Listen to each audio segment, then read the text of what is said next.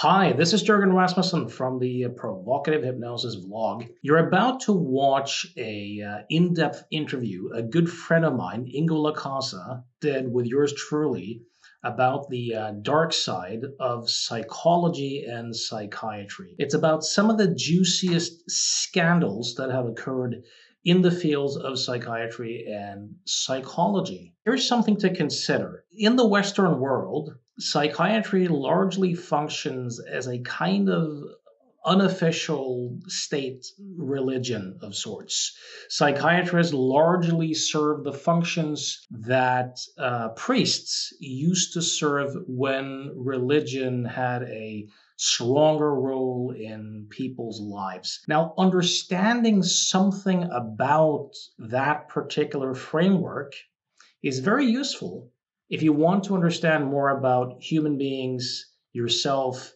and the society in which you live. Same goes for psychology, especially since the DSM 3 came into place in 1980. Psychology and psychologists have more and more had a very strong influence on our culture, on how we view conflict, human suffering, ourselves, other people. Again, if you want to understand more about yourself, other people, and the society in which you live, it really makes sense to understand a little bit more about these fields and their dark side. Before you head over or continue to watch the in-depth interview, know that I do see clients from all over this spinning planet on Skype. I do give some seminars. So check out provocativehypnosis.com if you would like to learn more. Hope you enjoy this. The scandals that a lot of psychologists, psychiatrists, and agents of change don't know about their profession, Mhm. and what insights you propose that we explore, and what have you learned from those scandals and stories about your profession? Both psychology and especially psychiatry has no shortage of scandals. So there's a lot of topics we could talk about.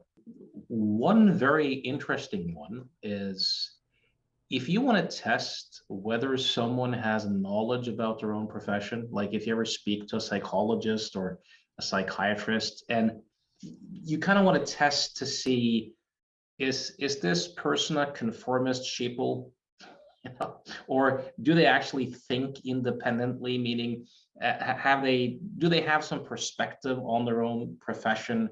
Have they studied the history, so on and so forth? Ask them, what do you think about the work of Evan Cameron? And I think 98 out of 100 times you'll just get a blank stare.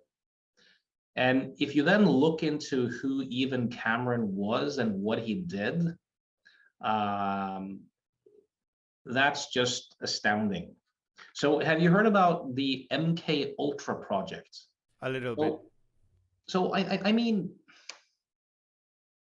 the United States Army, you know, the CIA, the government, were looking for ways to kind of create a Manchurian candidate.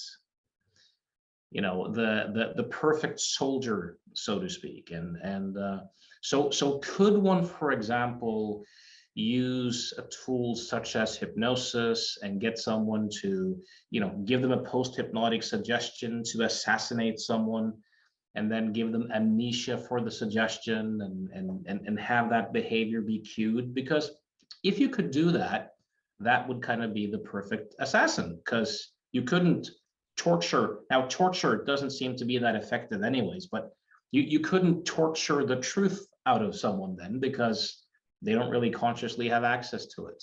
So as part of this MK Ultra project, a psychiatrist in Montreal, out of all places, called Evan Cameron, who was at one time a leader for the World Psychiatric Association and also for the Canadian Psychiatric Association. So this wasn't some fringe guy. This was like a major player, and he worked at a hospital in Montreal. He was actually paid by the CIA. Like he took money from the CIA to do mind experiments on patients without their consent.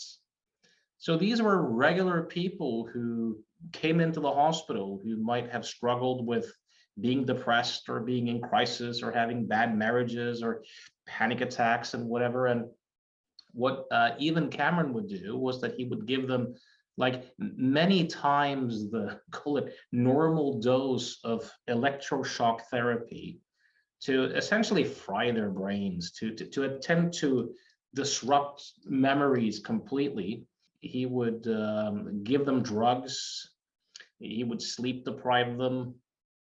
And during sleep, he would attempt to play these tape loops with the intent to kind of create a new identity. Now, these experiments got even Cameron and the CIA nowhere. Like they were not able to create any mind-controlled spies or anything like that. But it wrecked lives, like it wrecked hundreds of lives. So in the late, when was this? I think Cameron died in the late 60s, relatively young.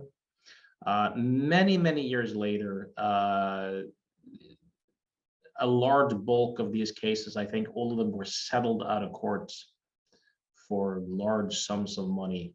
So you hardly ever hear about it.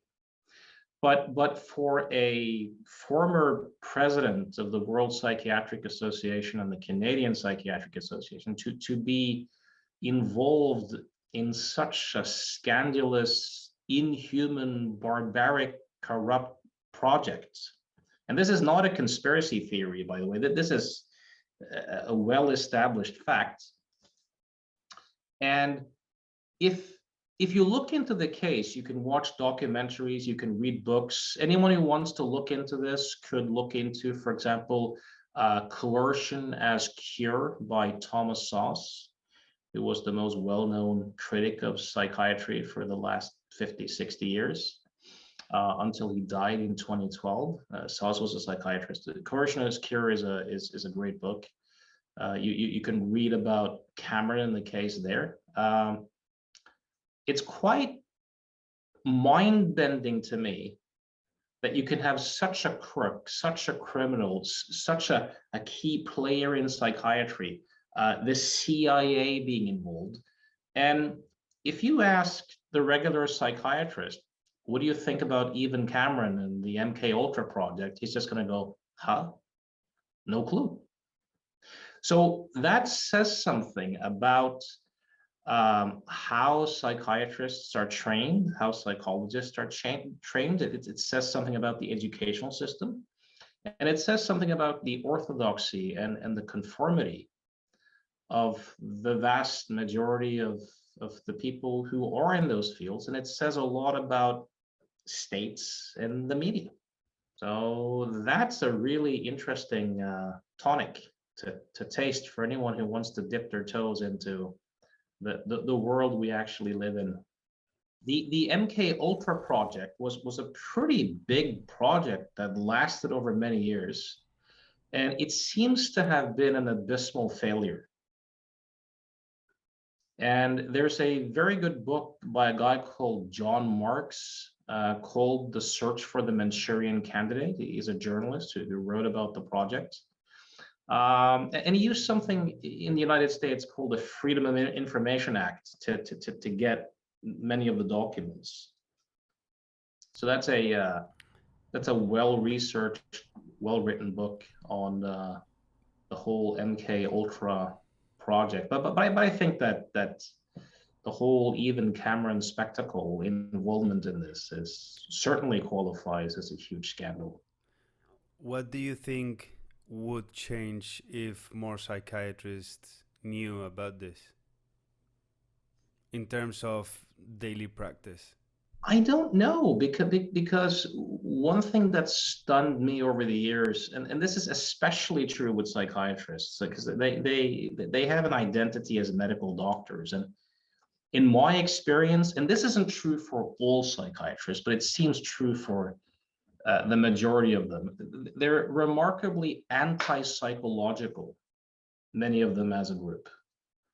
Like the people I've met and interacted with, for the most part, with uh, a few exceptions, they're not psychologically oriented. They're not very reflective. They haven't really studied psychology or history, or they usually don't have a critical outlook on their own field. So the level of orthodoxy and conformity in those fields are, to me, staggering.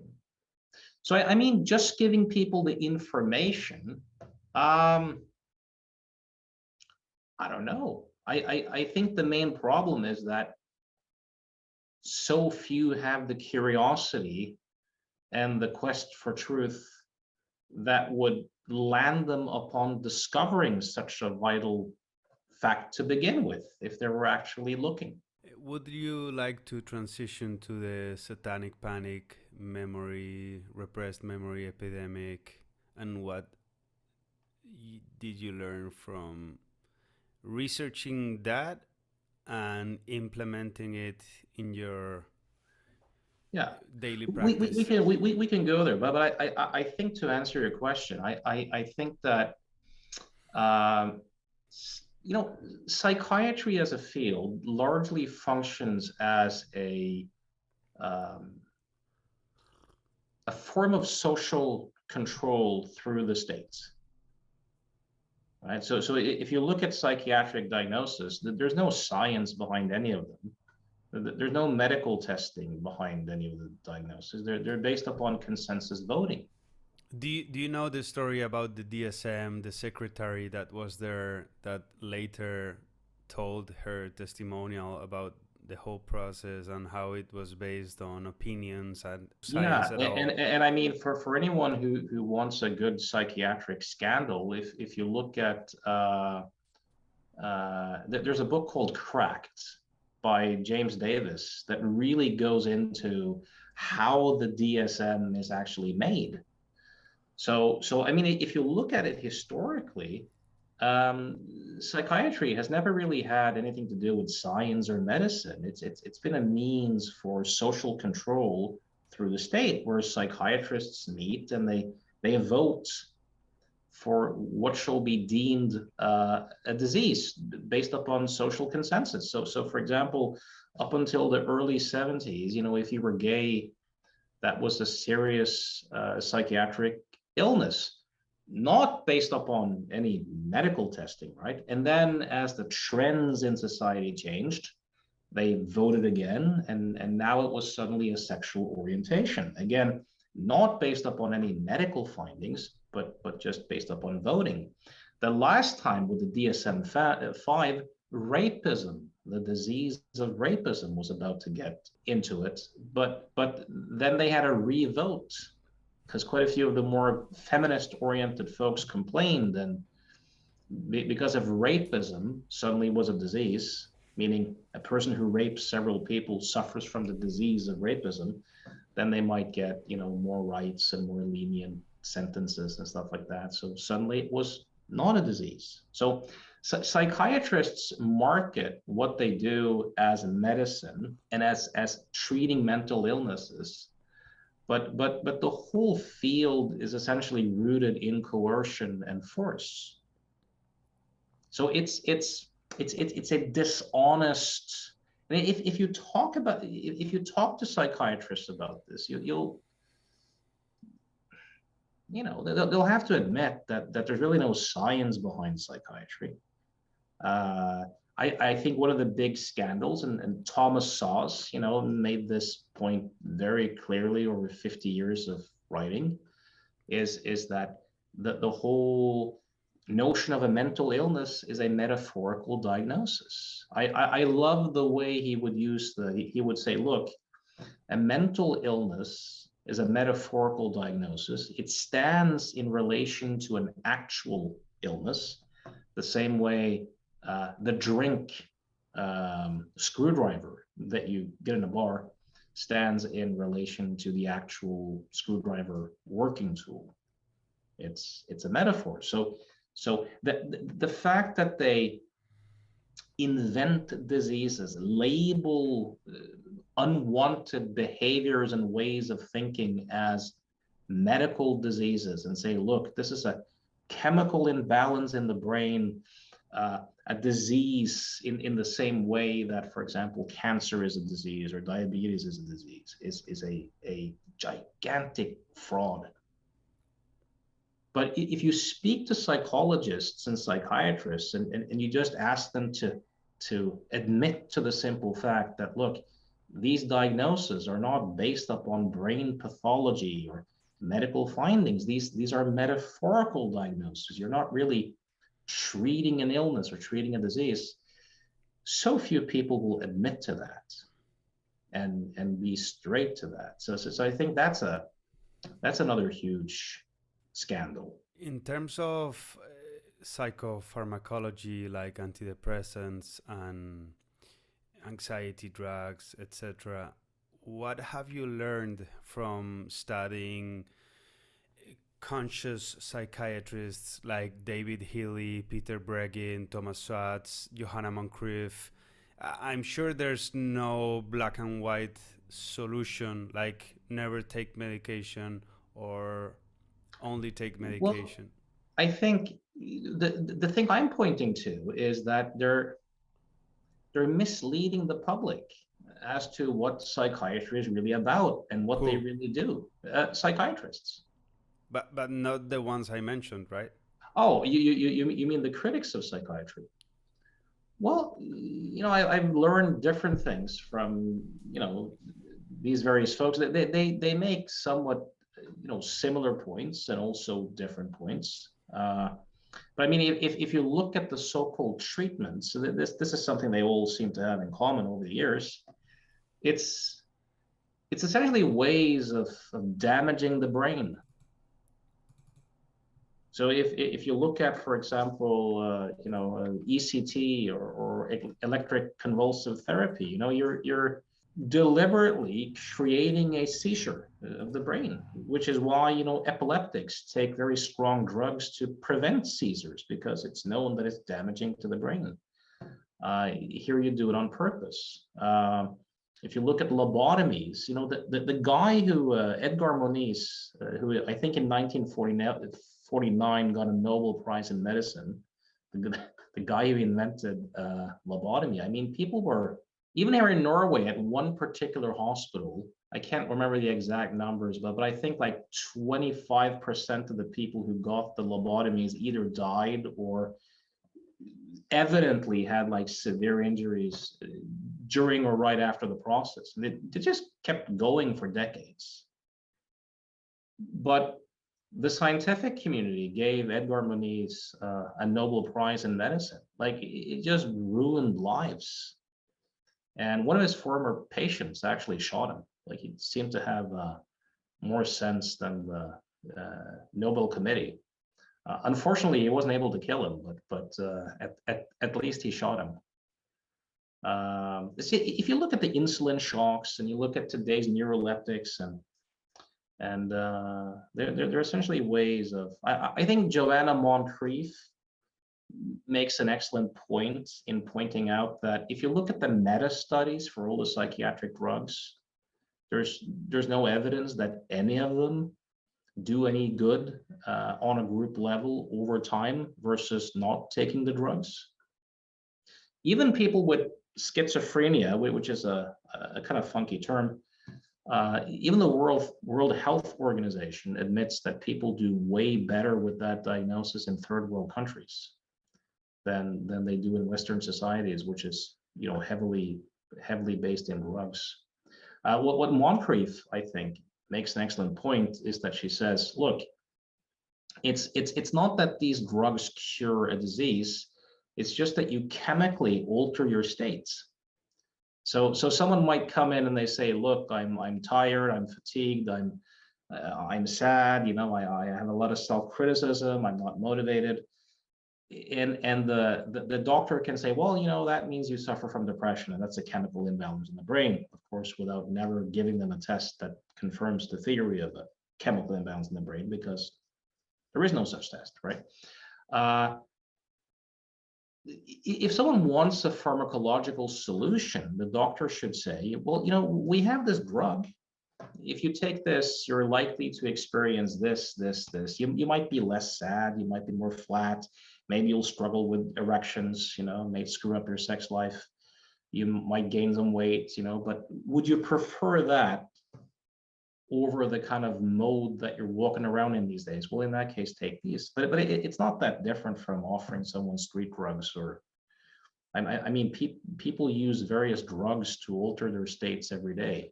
There's a psychiatrist here in Spain that says that psychopharmacology doesn't revert a chemical imbalance, but it creates one that is very difficult to revert. Yeah, yeah. I mean, you have, like, for example, with SSRIs, you have like people who use them for over 5 years. I think it's like 20% develop something called tardive dyskinesia, which is a pretty nasty neurological condition. There's a lot of, I think, 1.2 that many of the people you mentioned will make is that, yes, we live, as Thomas Sauce used to say, we live in a pharmacracy. So we used to live in like a theocracy where the priests, where the religious leaders kind of ran the show. Today, those who run the show are medical doctors and psychiatrists in bed with the medical companies. And we don't live in a democracy. We live in a pharmacracy, pretty much. So that's bad. That's really bad.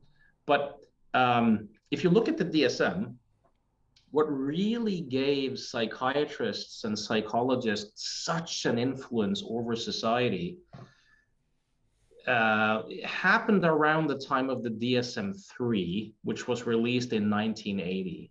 And what was happening during the 70s was that you kind of had an anti-psychiatry movement.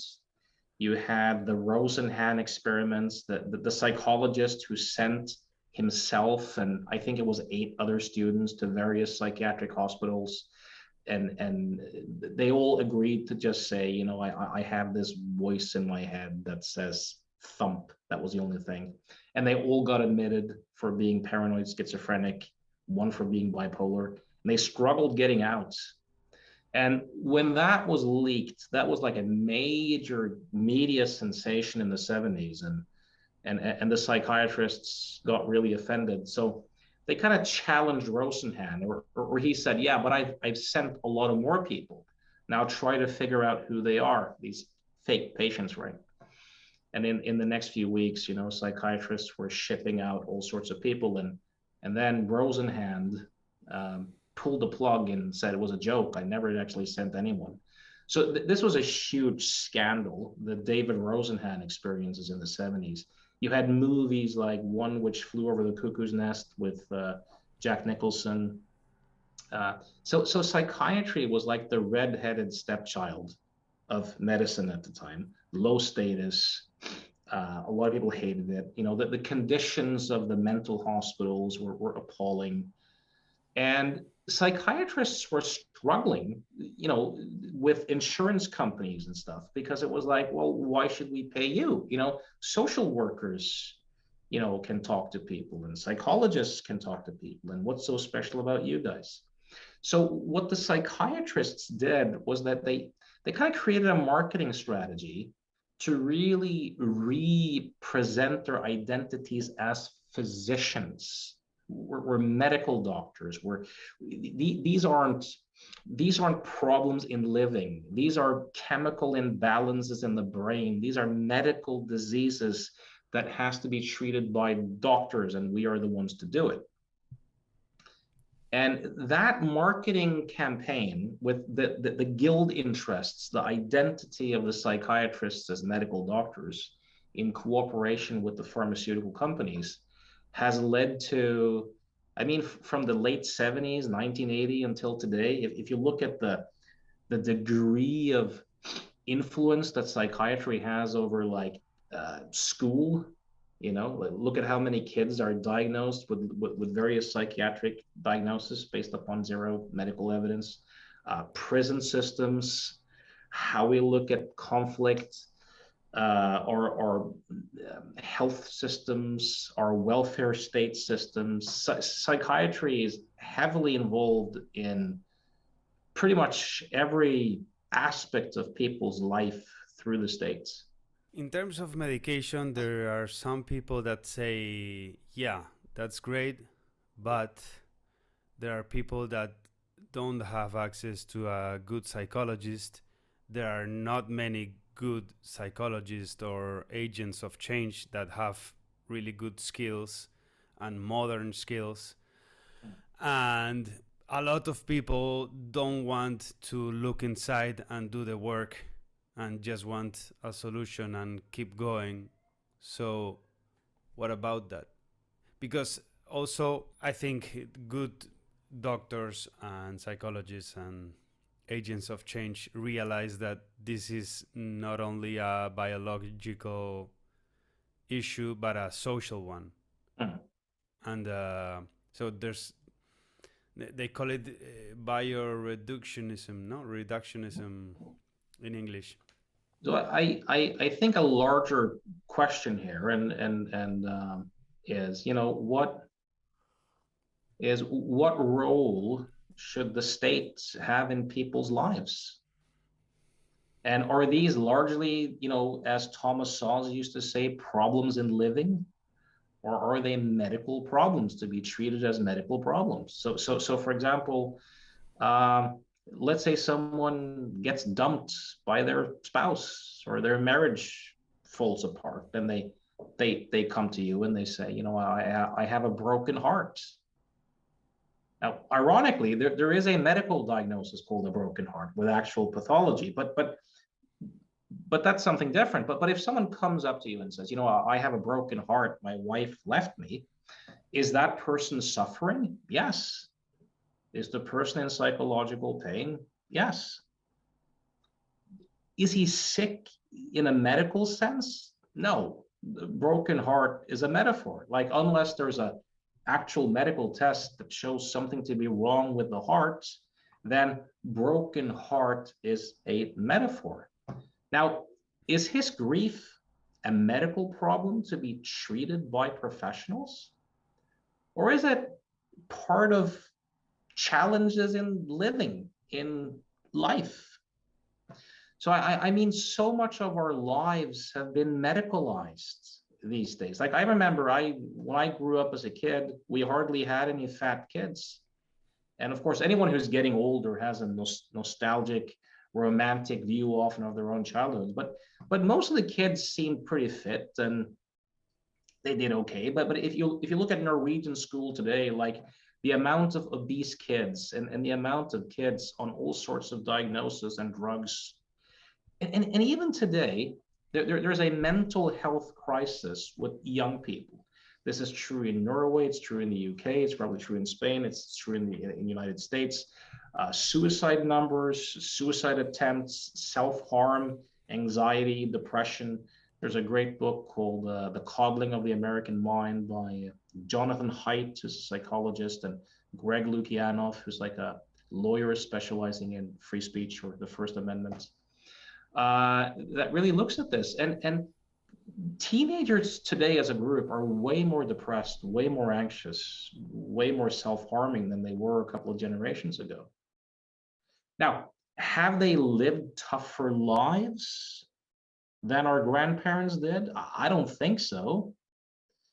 They're more sheltered. There's more emphasis on safety. There's less free play. There's a lot of concept creep, where trauma in the past used to be reserved for like physical injuries and people who had been to war zones. Today, it's like, have you heard a word you didn't like? Like, have you encountered an opinion that challenges your identity? You have the whole woke political correct thing going on. So if psychology and psychiatry on balance at a group level were about, call it mental health, making us happier, living more fulfilled lives, better relationships, more resilient, better perspective taking, better emotional regulation. If you look at the state of today's young people, and you look at how many people are on welfare, how many people are on these pills, and you look at the enormous influence these professions have had, I think you have to do a lot of mental acrobatics to conclude that the effects of these professions on our societies and our lives are largely positive. I think that's a tough. So like when people lived 50 years ago or 100 years ago, when these professions weren't as big, were they less happy? Were they less able to deal with the heartbreaks of life, the roughages of life? Is if someone's grieving after their relationship has fallen apart, for example, is that a responsibility for the state? Should the state be involved in that? I think the answer is no, but I think I think our cultures and our societies have become so medicalized. What used to be problems in living and challenges in being alive have largely been reframed into medical problems. And psychiatrists and psychologists usually have this altruistic persona or rhetoric or language of saving people and helping people. But if you're a bit more cynical, you could say that the more victims and the more they can medicalize, everything, the more powerful they are, the better job security, the higher status, the more they have to be involved in people's lives. You've studied deeply for more than 20 years the fields of psychology, meditation, and other approaches. Let's say a psychiatrist comes to you and says, "Hey, Jürgen, I'm starting to awaken to the psychological nature of suffering. I want to move away from the medical perspective, and I want to learn to become a therapist, coach, agent of change." What models would you recommend me to study and start exploring, practicing? Hmm. Well, I think there are. I mean, even within psychology today, you have things like acceptance and commitment therapy, and you have stuff like metacognitive therapy that has quite a bit of stuff to support it, right? So there are approaches that make sense and are useful to people, and which essentially help people to have a different relationship to their own thoughts and feelings. But if you look at the things that seem to work even in psychotherapy, I mean, so much of it comes from like old Buddhist thinking, old meditation practices. If you look at a guy like Albert Ellis, rational emotive behavior therapy, or second generation cognitive behavioral therapy, if you look at his system, and I'm a fan of it, I've done that stuff a lot. There's hardly anything there that the old Stoics or the old Greek and Roman philosophers and the old kind of explorers of meditation didn't do. So with Buddhism especially, there's a lot of dogma and religiosity. So let's say I'm a scientist and I would like a more rational approach, more modern, without the Yeah, like the good insights, the good wisdom, without the dogma. yeah. Where would you recommend that I go to explore? Well, I think one thing that's become apparent, and especially if you're looking to help people suffer less psychologically, what you want to focus on is the person's relationships to their own thoughts and feelings. So how do you relate to your habitual inner experience? The way you do that is largely, not exclusively, but largely gonna contribute to how much you suffer. And there's also an acknowledgement, that we don't really experience the world directly, but we kind of experience our own thinking about things, our own interpretations and meaning making and stuff like that. So anything that makes us wiser in terms of learning to get perspective on our own thoughts, to see thoughts as thoughts, that learns us to relate to emotions more skillfully, to have more perspective on things. So I mean, there's a bunch of, from Albert Ellis's old rational and motive behavior therapy to metacognitive therapy to acceptance and commitment therapy. Of course, the people in these fields never credit usually other people. They always pretend that they've created everything themselves. So, for example, these days I'm reading on metacognitive therapy, you know, and they claim that these ideas are completely unique. Sydney Banks talked about the same stuff. You know, in the 70s, the guy behind the whole three principles thing. If you look at the work of Byron Katie, if you look at neurolinguistic programming, hypnosis, the work of people like Milton Erickson, who was probably a good candidate for one of the more effective therapists of all time. I would look into stuff like that. That doesn't mean that this is the end all be all. It doesn't mean that there's no value for looking at, you know, cultural factors or systemic factors or nutrition, or, you know, like people usually have a tendency to want to reduce complex things to one particular domain, but it's just, this is one domain. Your subjectivity, or how you relate to your own inner experience, and there's a lot of stuff to explore there. I think Sigmund Freud, and you mentioned the satanic ritual abuse and repressed memories. I mean, if you could go back and shoot someone in the past, like do the time travel machine.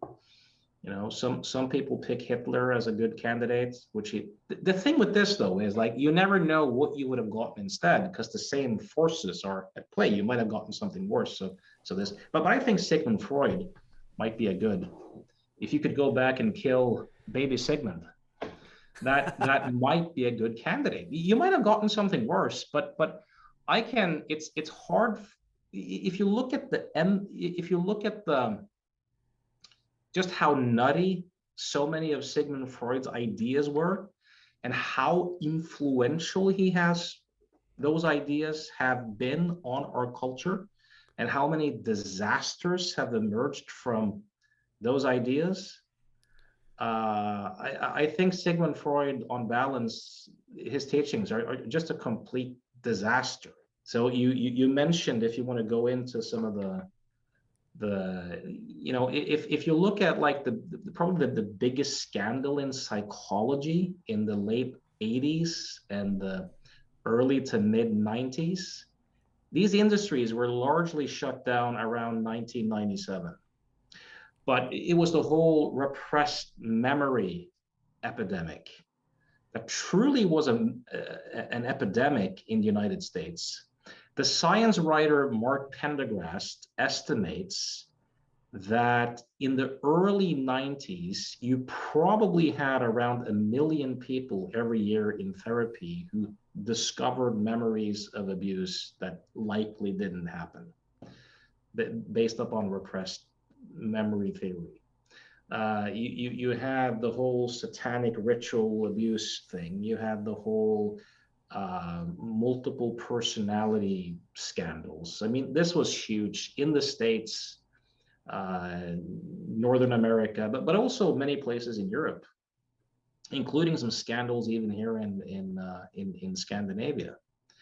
So if you look at, like, some of the roots, you have to go back to Christianity, you know, but if you want to take a more modern perspective, Sigmund Freud had his old seduction theory, where he had this idea that a lot of people had been sexually abused and repressed the memories, and that these sexual conflicts were the basis of your neuroticism in adult age. He recanted that theory pretty quickly, and landed on the idea that a lot of what emerged in therapy were probably fantasies, but the seed had kind of been planted, and of course Sigmund tried to uncover memories of repressed trauma to lift neurotic symptoms. And this really shot into existence in the early 80s. You had, especially around the Boston area, New England in the States, you had some kind of neo-Freudian slashed feminist type psychologists who also probably hated men and looked at men as the source of everything evil. And they started promoting this idea that a lot of people's symptoms were the result of repressed memories of sexual abuse. And then a book that became a mega bestseller called The Courage to Heal by these feminist writers, Ellen Bass and Laura Davis, came out in, I think it was 1988. Neither of these were psychologists, by the way, but this became like a Bible. And this whole theory got so much traction, so much attention. And what happened? So the people who went to therapy were very often women, kind of middle to upper class type women who would go to therapy and say, look, I struggle in my relationships, or I'm depressed, or I'm anxious, or and the therapist would sell them the idea and ask, have you been sexually abused? Have you been? And if they said no, they would then sell them the idea, well, your symptoms kind of presuppose it. Yeah, but I can't remember. Oh, but you've repressed it. There's a protective function of the mind that represses this so that you can be functional. But we have to lift the repression for this to be healed. Now, as soon as people accepted that theory, they went into therapy with the goal of trying to remember. And they would often be put in groups with other people who had recovered memories, and they would begin to compete, to see who could recover the best memories. And they learned to interpret nightmares, body pains, twitches, everything as evidence that something was breaking through. And through suggestive techniques, hypnosis, imagery, inner child work, a lot of people either spontaneously or over time started to get memories that sometimes felt really real. This usually didn't help people, by the way. Quite a few people got suicidal, more depressed and more. But then, fathers got charged, people got, families got torn up, people got sent to prison. This was a huge scandal. But notice how you hardly hear about it.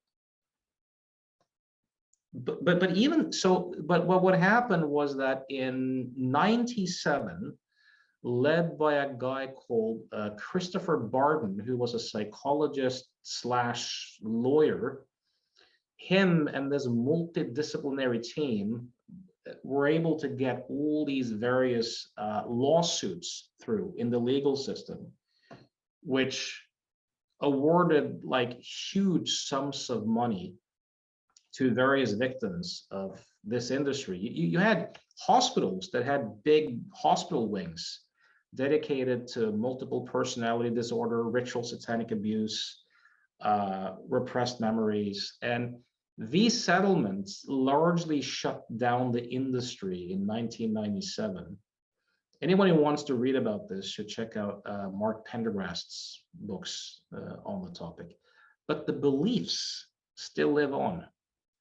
Like if you look at like popular shows like Law and Order, The Sinner with Jessica Biel, The Keepers on Netflix,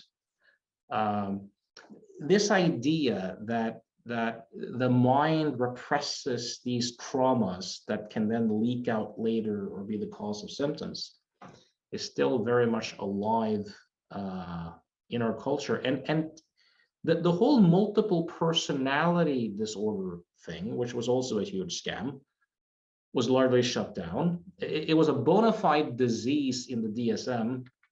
But what has happened is that the traumatologists who were instrumental in the multiple personality disorder movements have jumped ship to the whole PTSD movement, um, the DID or dissociative identity disorder movement. People like Bessel van der Kolk, and they're spreading the same toxic beliefs and ideas. If you look today, you see that the whole trauma industry is doing very well, like they're flourishing and being prosperous. So, to be devil's advocate, what is the evidence that this is BS? Well, I The think whole you're. trauma industry. I think if you want to be scientific, I think the person making the claim is the one who has the burden of proof. So if we take specific, if you look at memory research, there's no evidence really of repressed memories. The idea that if people experience something that they interpret as traumatic, that the mind's going to repress it, and that you can then recall that in its original form later. There's no real evidence that memory works that way. Or if you look at, for example, multiple personality disorder, before, I mean, you had some cases in like the late 1800s, early 1900s. Like, I think you had like 200 documented cases or something in the medical literature until, what was that, 1980? And then with the books, The Three Faces of Eve in 1957 and Sybil in 1973, it became a cult phenomena, and it just exploded. Suddenly you had tens of thousands of cases, and they were all pretty much generated in therapy through suggestion, through therapists suggesting. Do you ever not feel alone? Like, do you ever feel that there's a presence inside of you that kind of comes out and does things which isn't you?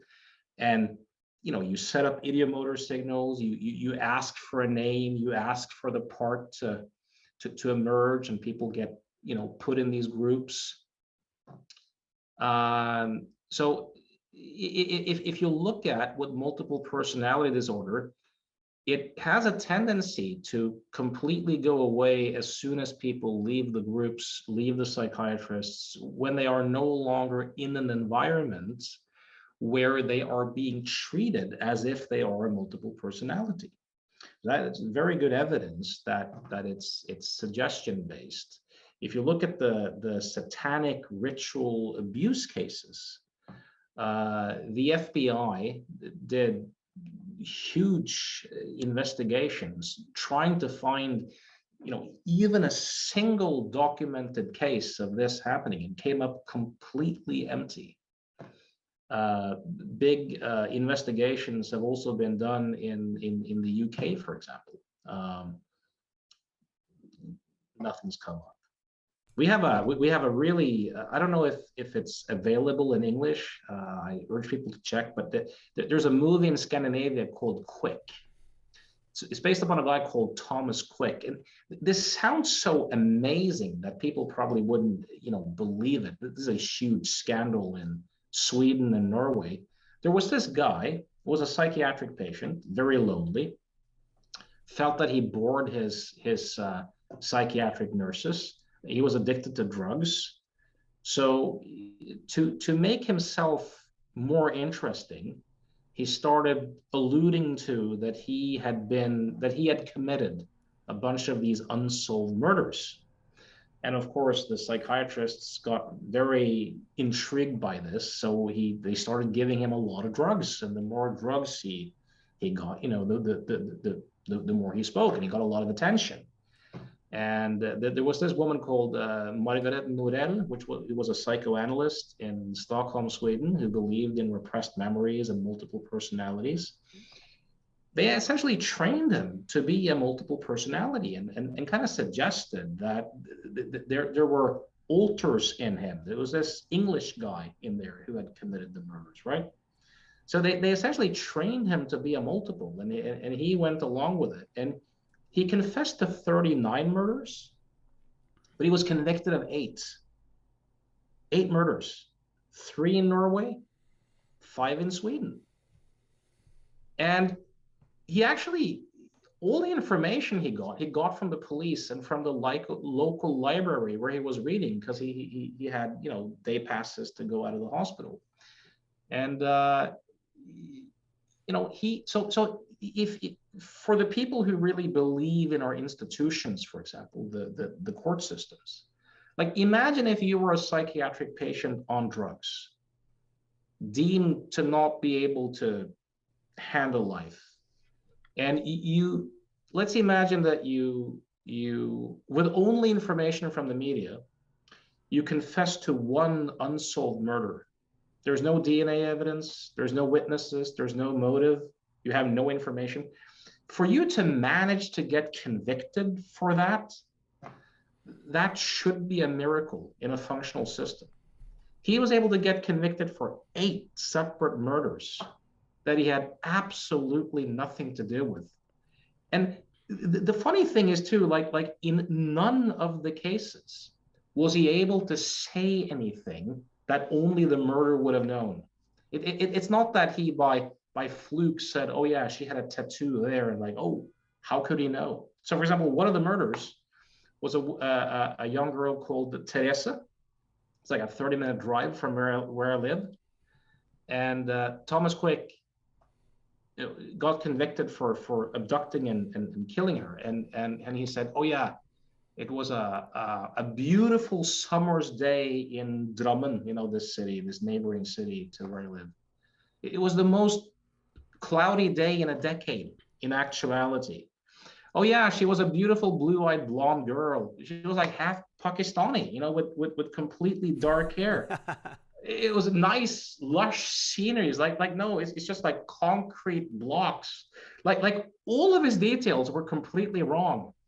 So the police officer said, there's something kind of wrong here. And the psychiatrist said, well, remember, he has a conscience. So the only way he can kind of do this is by some of the details being completely wrong. So the more wrong they are, the more he's probably right. In that case, he's really right. So he got charged, convicted for 8 killings.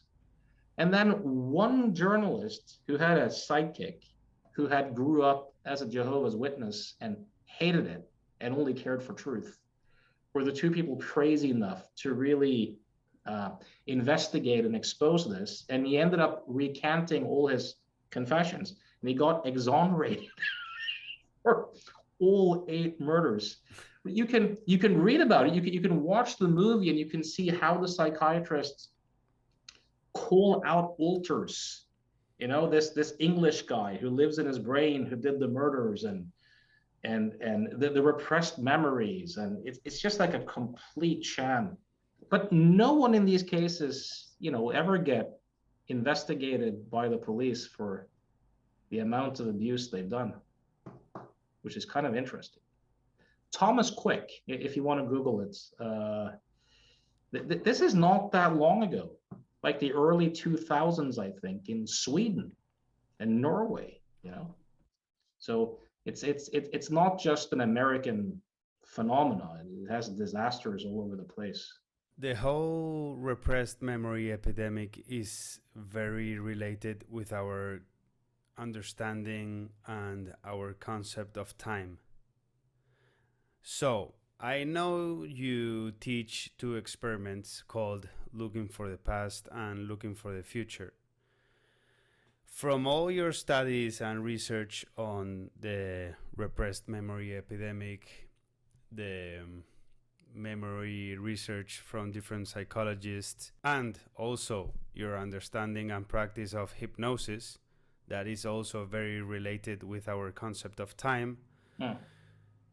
What have you learned in terms of time and how to relate to that concept in healthier ways to suffer less? Because in your practice, you moved away from some hypnosis and NLP techniques that focus a lot on maybe reinforcing some misunderstandings about time. Could you explain that, Well, please? yeah, you know, a lot of these old kind of Freudian, even if you look at hypnoanalysis and hypnotic regression work, it's kind of based upon this idea that memory is stored in the body and stored in the brain, and that you can kind of replay it or relive it later. That's why they call it regression.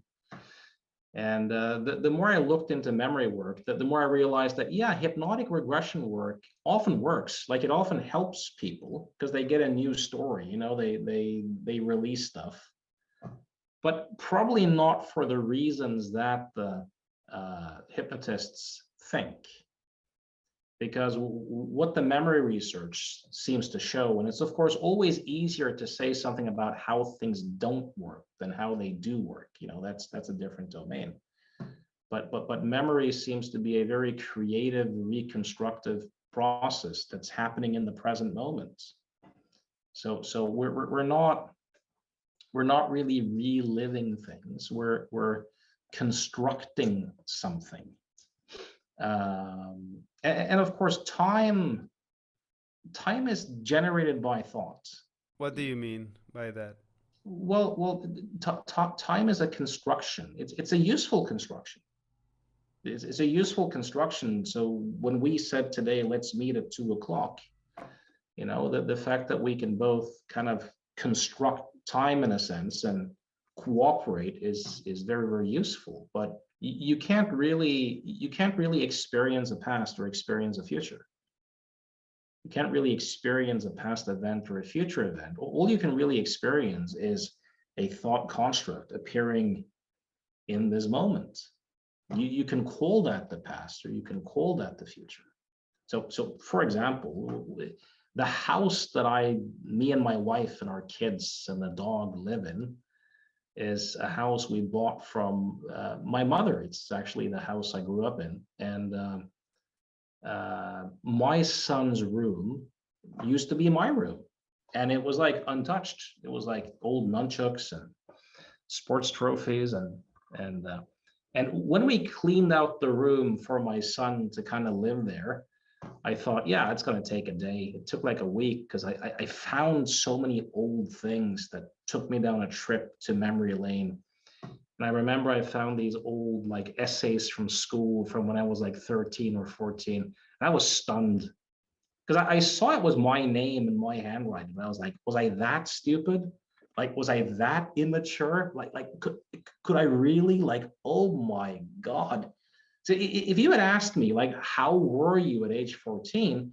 It's not that I would have lied to you, but it's just that my current ways of thinking, I'm going to create a kind of best theory of how I think I was at the time. And my mind kind of synthesizes this story and all these various associations and go, yeah, me at 14. But that's a thought occurring in this moment. Yeah, science has proven that every time we pull up a memory, we change it. Yeah. And some of them have never even really happened. Like, many of them are probably some combination of what you could call consensus reality and some facts and some imagination. But you know, some of them have probably never even happened. So I mean, one of the famous cases I'll give you two famous cases from the States. What was his name? George Franklin. He got convicted, I think, in 1990 for a murder 25 years earlier in Seattle. So there was a young girl who was abducted and killed in Seattle, I think in 1975. Never got solved. And then the daughter of George Franklin went to therapy and had hypnosis, you know, with this kind of feminist psychoanalyst oriented therapist, you know, and gave her all sorts of suggestions. And she started remembering that it was her father that killed the friend.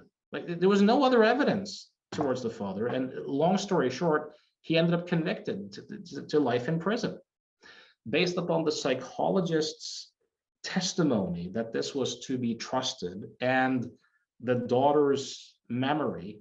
But then, like 6 years later in 1996, they had to exonerate him because the daughter started remembering more murders that the father had committed in therapy. They started investigating them, and they kind of realized that, look, this is all nuts. He wasn't even in the same state. He couldn't have done any of these. So then he was exonerated from the from the murder. People can remember things. This is sometimes happen also with false confessions. People can come to believe that they've committed a murder or a crime that they never did. You have another famous case that I highly recommend reading into if you're interested in the whole satanic ritual abuse thing. There's a guy called Paul Ingram. I think this was in Washington. Might be mistaken. But he worked as a police officer, and his daughter, after a religious ceremony, these folks were very religious. Some woman there claimed to have had some sort of psychic reading, and she ended up accusing her father of incest, and it became this whole, like, the whole police department was involved in a satanic cult, and like just these crazy stories. Now, the father ended up being convicted for sexually abusing a couple of his kids based upon these memories. A social psychologist called Richard Offshee, suspected that this is the result of therapy and suggestion, and a father with religious beliefs who believed that his kids would never lie. Like, if the kids said that, then that means it must have happened because they would never lie. So Offshee went to the kids, and I think a couple of his other kids, and said, has your father ever done this and this to you, like these sexual things? And they said, no, never. So he went back to Paul Ingram in jail because he was originally hired for the prosecution, and he just made up the story and said, look, your kids now say that you did this, and this. And I said, oh, I can't remember. Well, I'll be back tomorrow. You have a good think about that. See if you can remember it. And when he came back to the day after, Ingram had the confession ready. Like, he had been dreaming and thinking and imagining, and now he had the memories of having done those things. And that's how he kind of realized that, shit, we created a monster. You can read about this case in Making Monsters by Richard Offshee, or Remembering Satan, which was a book that sold really well by a journalist called Lawrence Wright, which is a very good book. So I think the burden of proof is on the ones making the claim. Where are these satanic abuse cults, rings? When did they actually occur? Where are the real babies who got killed or sacrificed or whatever you? But it's extremely like when I speak to young psychologists or people who go to school, or even older people, and if you look at how big these industries are, most people in the fields know nothing about it. Even in hypnotherapy, people think, oh yeah, don't lead your patients, but yeah, it was some fringe phenomena. It was probably a few cases.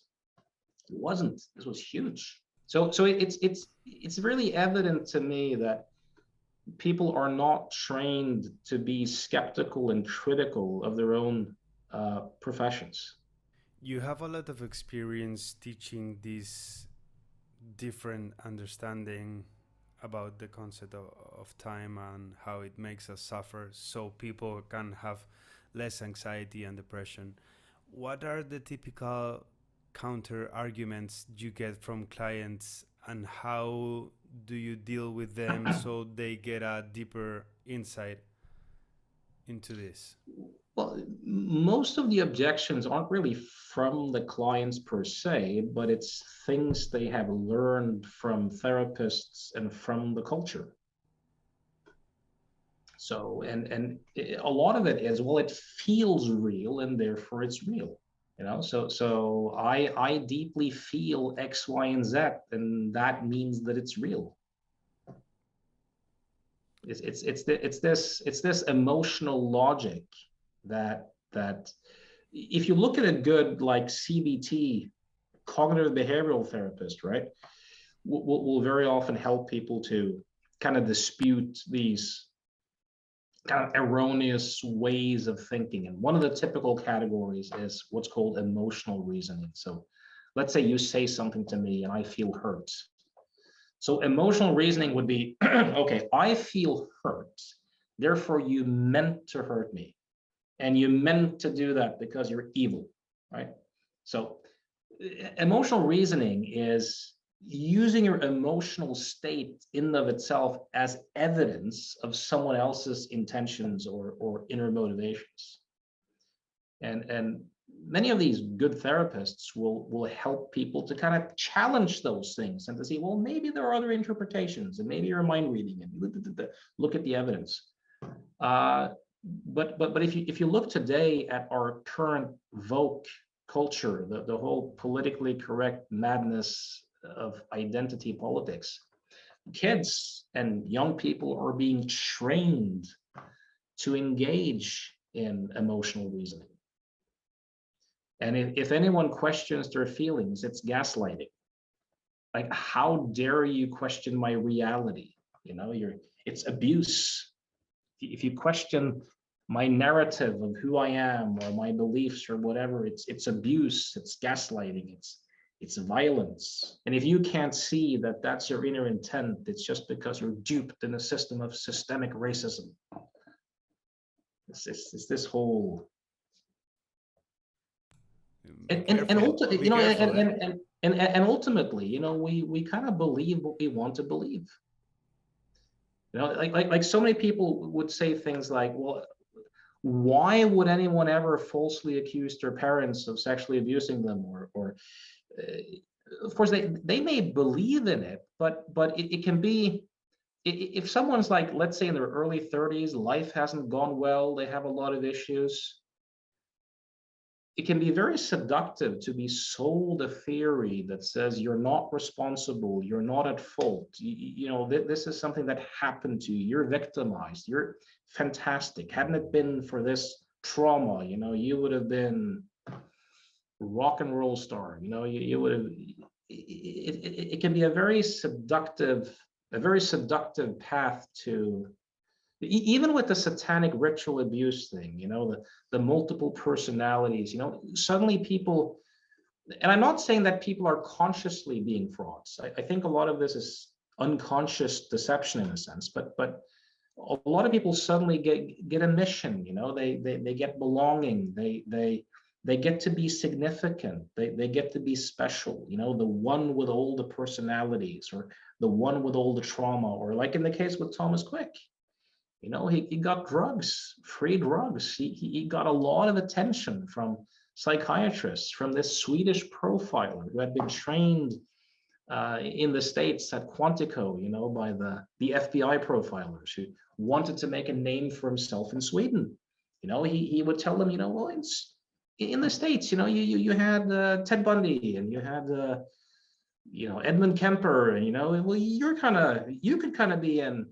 So instead of being like a lonely guy with no friends and no life, you suddenly get to be this mysterious serial killer who has all these alternate personalities. And if you look at one of the well-known figures in hypnosis, so I'm picking on psychiatrists and psychologists, but I should pick on hypnotists, as well, even though John Watkins was a psychologist. John Watkins, if you look at the Hillside Strangler, a guy called Kenneth Bianchi, John Watkins was selected to do work with him. And John Watkins kind of suggested that he was a multiple, that maybe there was someone in there who had kind of done it. And of course, what's more appealing for a murderer than to be able to say, it wasn't me, it was Jeff. Or I have an inner Ingo. He's the one who did all these killings. Like, I had nothing to do with it. Or Gordon Hammond, who was a president of one of these big American hypnosis associations. He's written a book called what is it? The Big Red Handbook of Hypnotic Suggestions, something like that.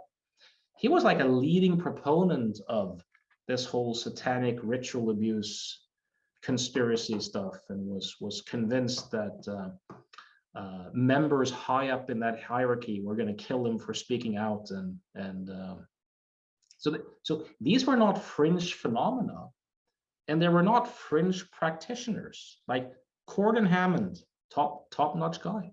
Or if you go back to psychiatry, even Cameron, not a fringe guy at all. So we humans are strange. I think one conclusion, like when people say that the brain is a belief engine, we human beings are storytellers. If you look at the stuff that the human brain creates and makes up as belief systems, the religions, whether it's religions or psychiatry or Scientology or all sorts of conspiracies, we seem wired to believe, and we look for meaning and purpose and belongingness, and